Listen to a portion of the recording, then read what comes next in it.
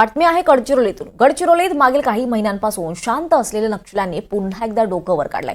नक्षल्यांनी भामरागड तालुक्यात एका माजी सभापतीची हत्या केली आहे। सुखराम मडावी असं हत्या झालेल्या इसमाचं नाव आहे। ते भामरागड पंचायत समितीचे माजी सभापती होते।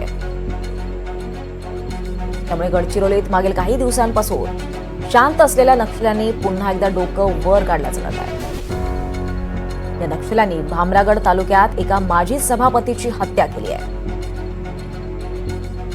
तर या माजी सभापतीचं नाव सुखराम मडावी असं आहे आणि ते भामरागड पंचायत समितीचे माजी सभापती होते।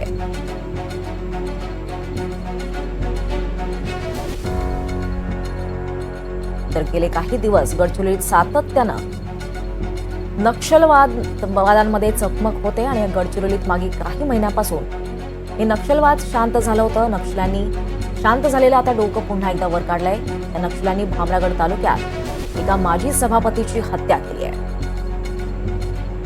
सुखराम मडावी असं या हत्या झालेल्या इसमाचं नाव आहे आणि ते भामरागड पंचायत समितीचे माजी सभापती होते।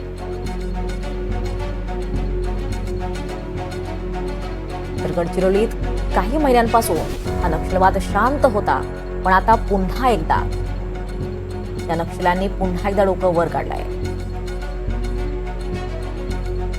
नक्षल्यांनी भामरागड तालुक्यात एका माजी सभापतीची हत्या केल्याचं उघड झालंय। यावर अधिक माहिती घेऊयात। आपल्यासोबत आपले प्रतिनिधी मनीष रक्षमवार आहेत। मनीष, गडचिरोलीत काही दिवसांपासून जे शांत होते नक्षल्यांनी त्यांनी आता पुन्हा एकदा डोकं वर काढल्याचं कळत आहे। काय माहिती अधिक या संदर्भात? नक्कीच दीपाली, मागील काही महिन्यापासून शांत असलेल्या नक्षल्यांनी पुन्हा एकदा डोकेवर काढलेलं आहे आणि नक्षल्यांनी भामरागड तालुक्यामध्ये जे माजी सभापती होते सुखराम महागू मडावी 45 वर्षाचे होते ते आणि केआर या गावात राहत होते ते। त्यामध्ये 1 फेब्रुवारीच्या मध्यरात्री 11 वाजता सुमारास नक्षल्यांनी केआर गाठून सुखराम मडावीला घरातून बाहेर नेले व गावालगतच असलेल्या क्रिकेटच्या ग्राउंडवर त्यांना बेदम मारहाण करण्यात आली आणि विशेष म्हणजे त्यावेळी नक्षल्यांनी त्याचं तोंड बांधून फाशी सुद्धा लावल्याचे बोलले जात आहे।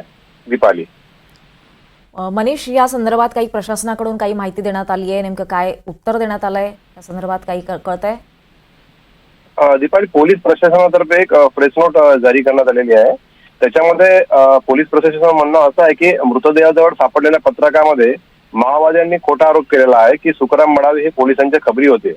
त्यांनी परिसरात पेनागुंडासारख्या नवीन पोलीस मदत केंद्र उघडण्यास पोलिसांना मदत केली होती असे त्या पत्रामध्ये लिहिलेलं आहे, परंतु ती माहिती खोटी आहे असे पोलीस विभागातर्फे त्यांचे म्हणणे आहे, पोलीस विभागाचे। दीपाली, नक्कीच धन्यवाद मनीष, आपण दिलेल्या या सगळ्या सविस्तर माहितीसाठी।